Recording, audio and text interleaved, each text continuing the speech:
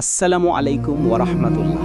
আজকে আমরা জানব কোরআনের কিছু বিশেষ সূরা সম্পর্কে জানব, যেগুলো পড়লে আল্লাহর রহমতে দুনিয়া ও আখেরাতে উপকার পাওয়া যায়। 1 নাম্বার সূরা ওয়াকিয়া। এটি কোরআনের 27তম পারায়।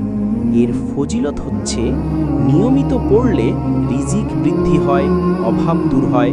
রাসূল সাল্লাল্লাহু আলাইহি ওয়াসাল্লাম বলেছেন, যে ব্যক্তি প্রতিদিন রাতে সূরা ওয়াকিয়া পড়বে সে কখনো দারিদ্র্যে পড়বে না।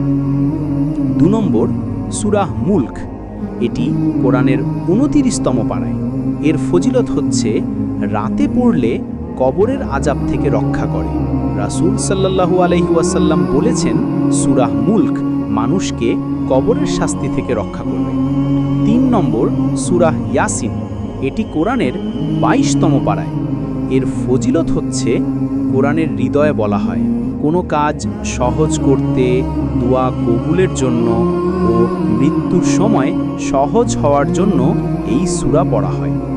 তাই প্রিয় ভাই ও বোনেরা, এসব সূরা নিয়মিত তিলাওয়াত করার চেষ্টা করুন। আল্লাহর রহমত, বরকত আর হেফাজত লাভ করুন।